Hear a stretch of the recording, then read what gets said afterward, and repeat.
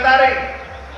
ये वो किया है जो कई लोग करने के लिए सोचते तो हैं पर कर नहीं पाते हैं, लेकिन ये आज पूरा समाज आपके साथ खड़ा है, भारत के साथ खड़ा है, धर्म के साथ खड़ा है। अभी हमारे भैया ने एक बहुत अच्छी बात, आप बैठ जाओ, इतना चल गया है।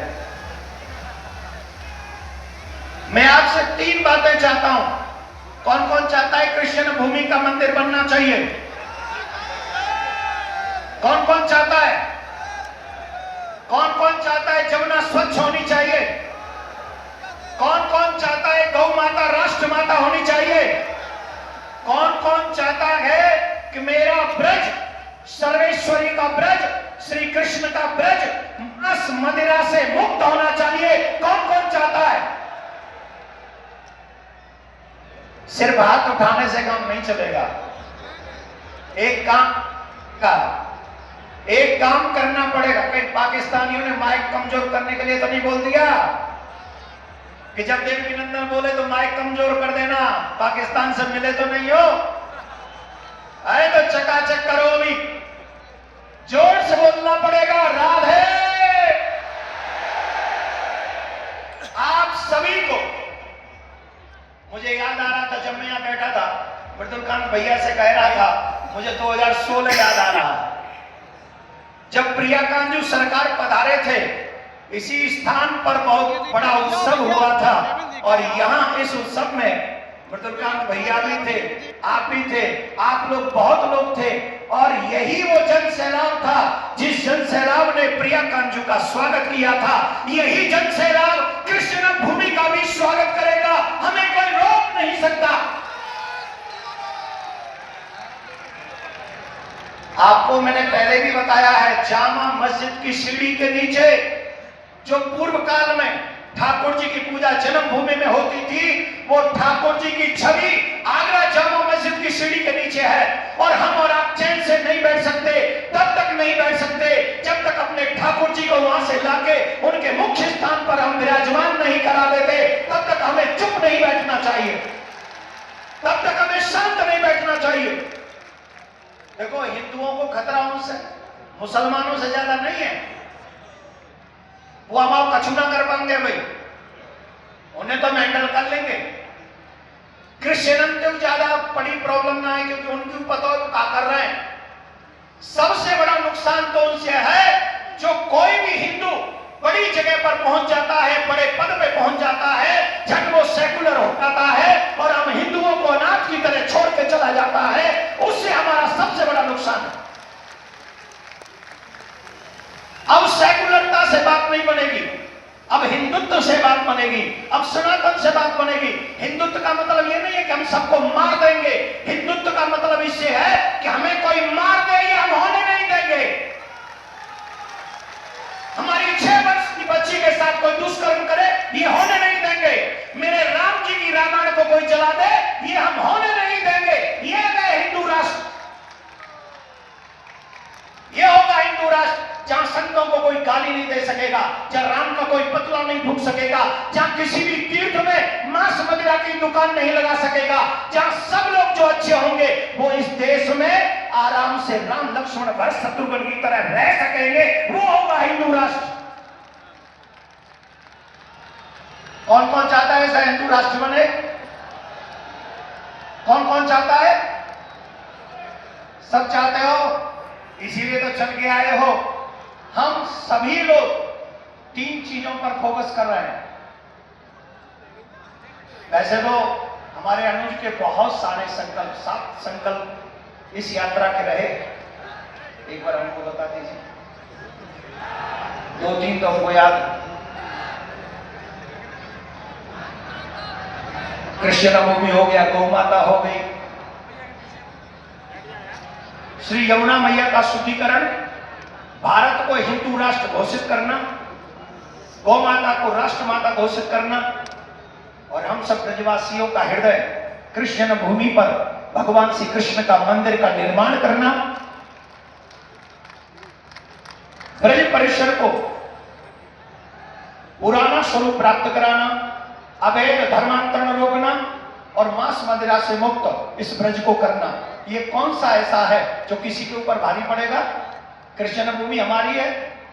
मैंने आपसे कहा था, बहुत आप लोगों ने भी सुना होगा, सनातन सुना है, सनातन बोर्ड के विषय में कि नहीं सुना है? वक्फ बोर्ड के विषय में तो सुना होगा। उन्हीं का पापा बनाने की प्लानिंग कर रहे थे। वक्फ बोर्ड का पापा है सनातन बोर्ड। अगर सनातन बोर्ड बन जाएगा तो आप विश्वास मानिए 4 लाख से ज्यादा मंदिर सरकार से मुक्त हो जाएंगे और हमारे पास भी वो कानून होगा कि हम कृष्ण भूमि का केस कोर्ट में नहीं लड़ेंगे।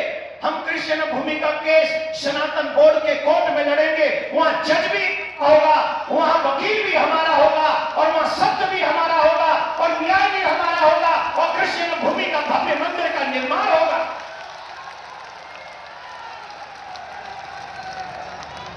क्यों चाहते हैं ऐसा जानते हो? इसी ब्रज में एक टम्पू वाला है, टम्पू वाला। कौन है? मथुरा में पकड़ा गया, यहां का प्रशासन जानता होगा, जो यहां का होगा। 23 लड़कियों का उसने सम्मान का अपमान किया इसी मथुरा डिस्ट्रिक्ट में। और जब उसे पकड़ा गया तो जानते हो क्या कहता है? 50 लड़कियों का टारगेट था उसका। यह है सेकुलर राष्ट्र? ऐसा सेकुलर देश चाहते हैं आप?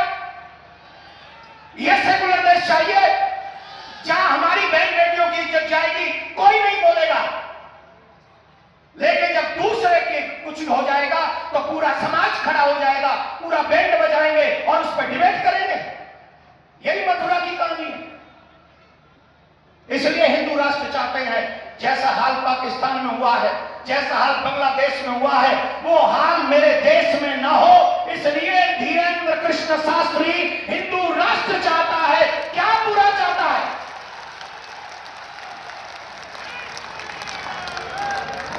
मैं आपसे प्रार्थना करूंगा हाथ जोड़ के,